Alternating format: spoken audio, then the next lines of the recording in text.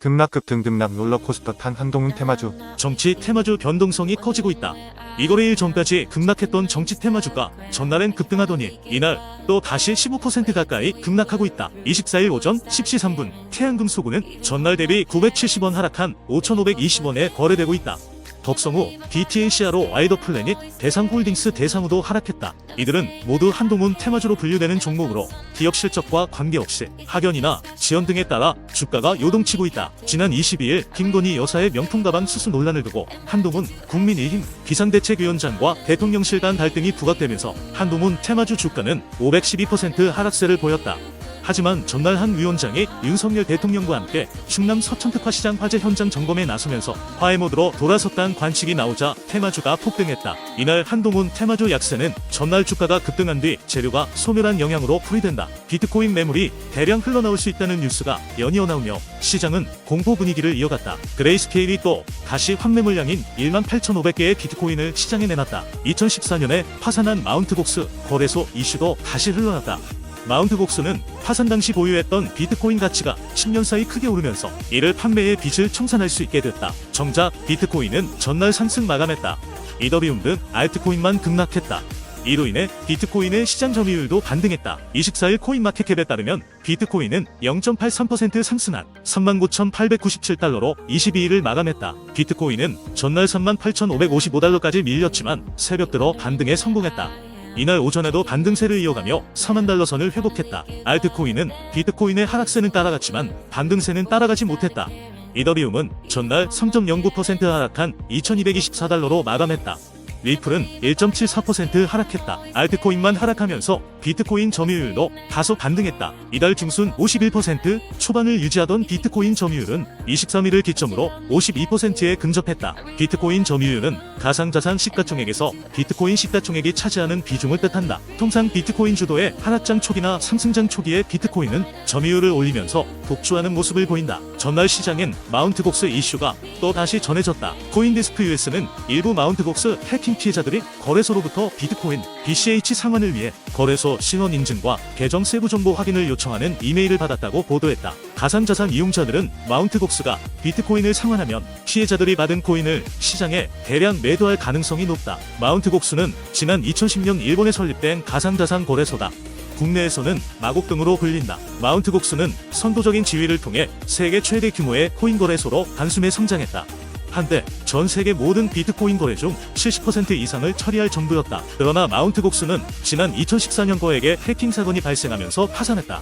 85만 개의 비트코인을 도난당했다. 그레이스케일은 23일 18,500개의 비트코인을 코인베이스로 이체하며 8일 연속 이체를 기록했다. 그레이스케일발 비트코인 매도 압력이 쉽사리 줄어들지 않는 모습이다. 블록체인 데이터 분석업체 크립토컨트에 따르면 현재 글로벌 가상자산 거래소가 보유한 비트코인의 총량은 210만 5,158개로 전날보다 0.5% 늘었다. 미국 투자자들의 매수 심리를 나타내는 코인베이스 프리미엄은 0.05%로 글로벌 투자자와 비슷한 수준이다. 크립토컨트에 따르면 한국 시장의 매수 심리를 나타내는 김치 프리미엄은 3.05%다. 선물 시장에서 포지션을 아직 청산하지 않은 계약수를 나타내는 미체결 약정은 전날보다 0.54% 감소했다. 일주일 전에 비해서는 5.88% 감소한 상태다. 미래에셋증권에서 거래하는 고수익 투자자들이 24일 오전 가장 많이 순매수한 종목은 삼성전자로 나타났다. 펌프팬피드, 루닉, 펄어비스, 에코프로머티 등도 순매수 상위권에 이름을 올렸다. 이날 미래에셋증권에 따르면 미래에셋증권 주식거래 고객 중 최근 1개월간 투자 수익률 상위 1%에 해당하는 주식 초고수들이 오전 11시까지 가장 많이 사들인 종목은 삼성전자로 집계됐다. 삼성전자 주식은 오전 11시 기준 전 거래일 대비 2.3% 내린 73,600원에 거래되고 있다. 삼성전자는 2일 79,600원까지 올랐다가 하락세로 전환, 18일 장중 77,700원까지 떨어졌다. 이후 23일까지 주가가 소폭 반등했으나 이날 상승분을 반납했다.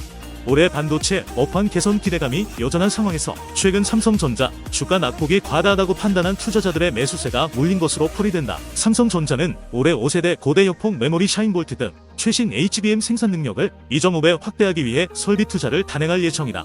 HBM은 그래픽 처리 장치, 중앙 처리 장치 등 연산 장치 바로 옆에 붙어서 데이터 연산에 필요한 정보를 빠른 속도로 전달하고 기억하는 장치다. 혼합 현실 기기를 비롯한 신종 정보기술 기기, 챗GPT와 같은 최신 소프트웨어가 빠르게 발전하는 가운데 새로운 형태의 맞춤형 디램을 선제적으로 출시하겠다는 계획이다. 순매수 2위는 HPSP다. HPSP는 전 거래일 52주 신고가를 경신했지만 이날 오전 11시 현재 5.98% 내림세를 보이고 있다. 이날 주가 하락이 최근 주가 상승에 따른 차익 실현 물량이라고 판단한 투자자들이 강한 매수세를 보이고 있는 것으로 해석된다. 전날 이베스트 투자증권은 메모리 업체들의 HPSP 장비 수요가 지속돼 HPSP의 호실적이 기대된다며 목표 주가를 56,000원으로 상향 조정했다. 한국투자증권도 지난해 감소했던 메모리 설비 투자가 올해 증가할 것으로 전망되는 가운데 비메모리와 메모리 다수 고객을 확보한 HPSP가 투자 회복의 수혜를 직접 받을 것이라며 목표 주가를 기존 4만원에서 58,000원으로 올렸다. 순매수 3위는 의료 AI 기업 루닛이다. 이는 루닛이 미국의 디지털 헬스케어 관련 규제 기준을 마련하는 프로젝트에 미국 정부기관 및 글로벌 기업들과 함께 참여한다는 소식이 전해진 영향으로 풀이된다. 루닛은 23일부터 미국 디지털 의학학회가 추진하는 통합 근거 설계 지침 프로젝트 참가 기업 중 한국 기업으로는 유일하게 이름을 올렸다. 디지털 의학학회는 디지털 헬스케어 관련 연구를 수행하고 임상 자원을 개발하는 비영리 기관이다. 이번 프로젝트에는 미국 식품의약청, 보건복지부 산하 건강보험서비스센터, 의학협회 등 규제, 보험급여, 의료 서비스 등 다양한 의사결정권자들 모여 디지털 헬스케어 제품 상용화를 위한 가이드라인을 마련할 예정이다. 구글, 제넨텍, 일본 다케다 제약 등 기업도 참여한다. 이날 순매도 1위는 엔캠이었다. 이어 코리아 서키트, KB금융, 셀트리온 순으로 매도가 많았다. 전 거래일 순매수 1위는 셀트리온이다. 이스턴 디파인드, 하이브, 엔캠 등이 뒤를 이었다.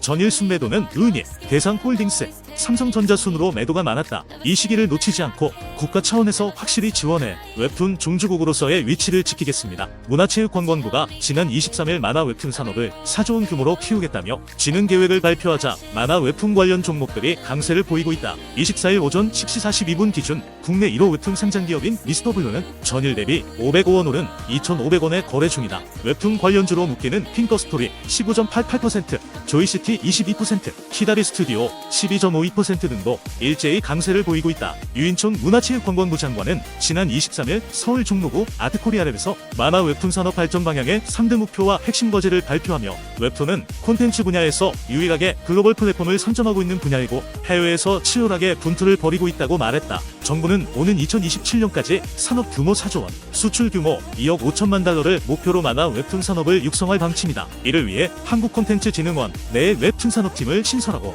만화진흥위원회도 신규 구성하기로 했다.